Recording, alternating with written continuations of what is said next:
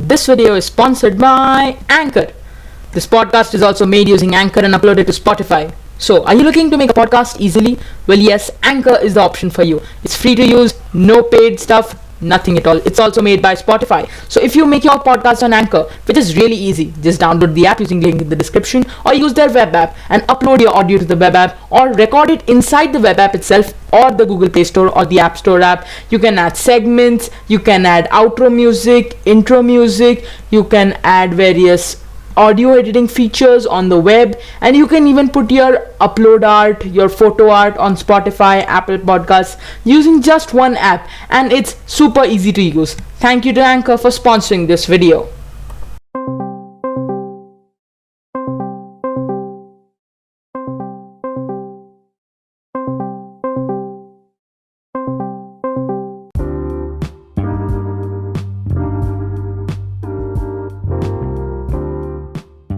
Many of us have played video games, and many of us have also thought of being able to play with those cool characters. But what if I told you that you are inside a video game too?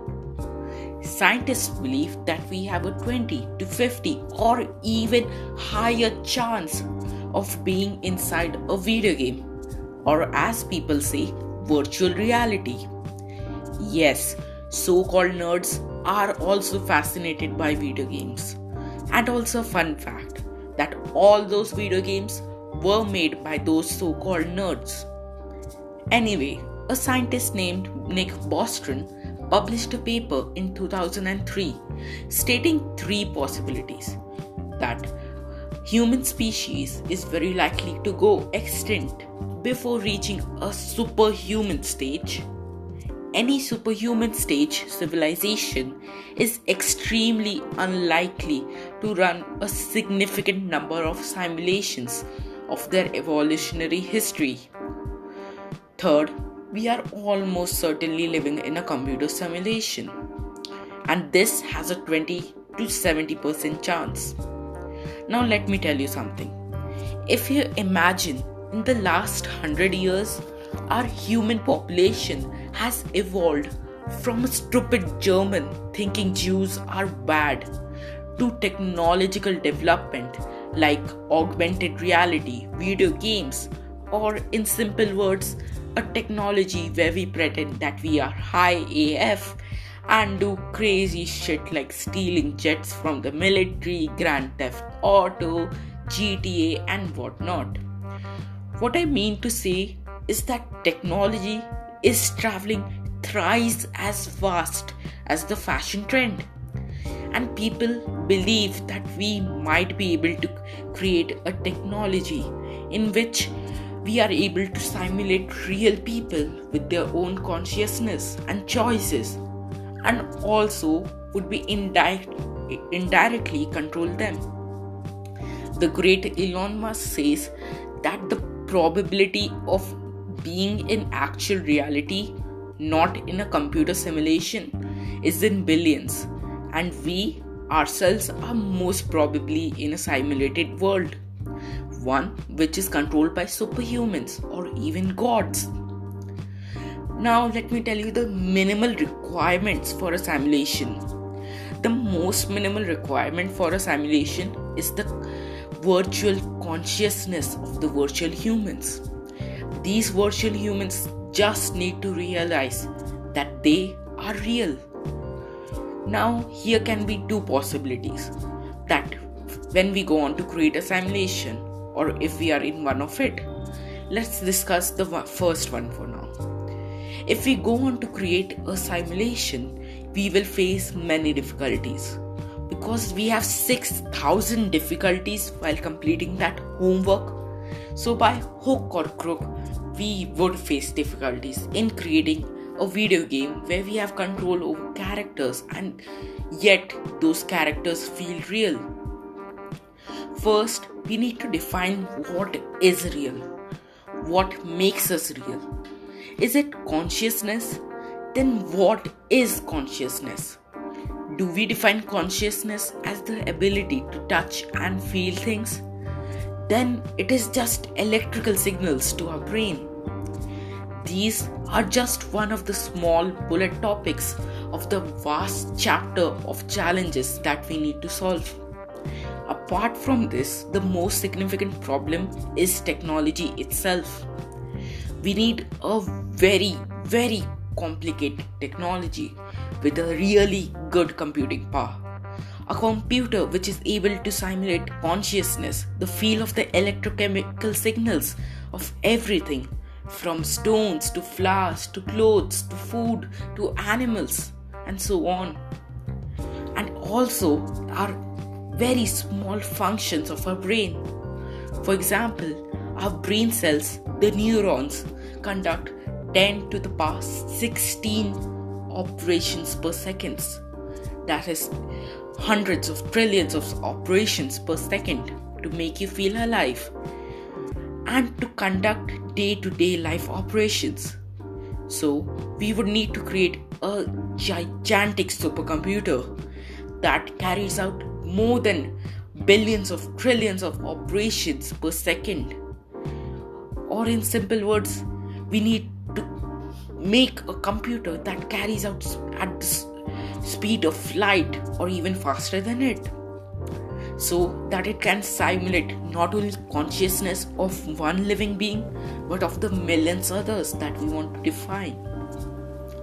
And to create somewhat powerful computer, we would also need a very powerful energy source such as the sun.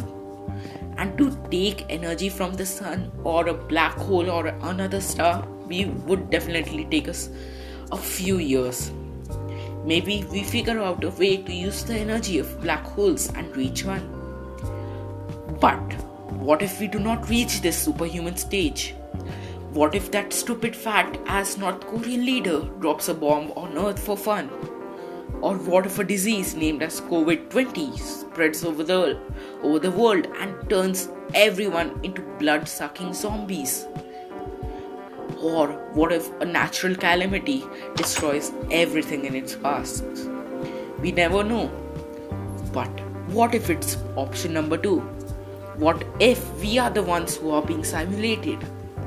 What if a real superhuman civilization decided not to produce a stupid German or a stupid Korean, and they advanced so much that they decided that they were tired of studying history and they wanted to teach history in a much cooler way. So they created a video game of the history itself. Yeah, a really good pun, right?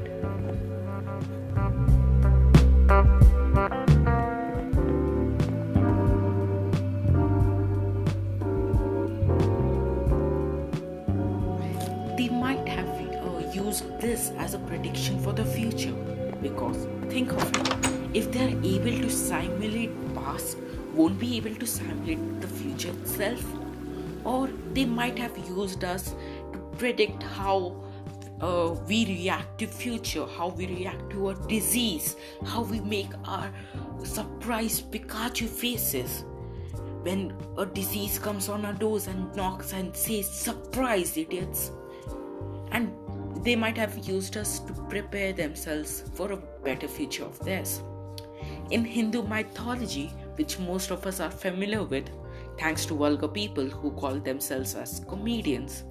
Yes, I'm talking about Veer Das. So let's get back. So in Hindu mythology, many people believe that everything is a Maya, an illusion, and this illusion was created by Lord Brahma using mantras and powers. Now people believe that these mantras were lines of codes, while the powers were actually computing powers. Even in various religions, this same ideology is there. May it be Christianity, may it be Buddhism or Jainism or any other. Some similar concepts are always shared between all the religions. Now you might say, well, how does this impact me, dude? It impacts you in many ways. You should be excited to know how wonderful this program is if it is a simulated world. and think of finding the answers by asking questions and achieving great heights in your favorite fields. Yes, even if you become a great footballer, you can fund research for this kind of stuff. Or you may become the one who finds the answers himself. But nevertheless, who you become, you must always take care of 3 things. 1. Keep questioning. Questions are the ones that give us the answers. Questions are the ones that we have achieved so much and might be the reason why we exist in the first place. 2. Live a great life. Do not let yourself become a slave of the society and live that boring life. You know where you are working day to night and you have no fun. Enjoy as much as you can so that when you wake up in the real world, you would have a great story to tell. And finally, the 3rd. Help the underprivileged or anyone who is having a bad day or desperate to hear some words of motivation realize this. Make them realize the importance of happiness in life and the meaning of life itself. Make them realize that they all know the path to greatness, but we just need to walk through it. Appreciate your life and aim to impress the gods so that when you wake up, you'll tell them your story with proud and not regret. This is Arjun Agrawal from the ZionTalks Studios, and we hope that this podcast would have made your day better, exciting, and meaningful.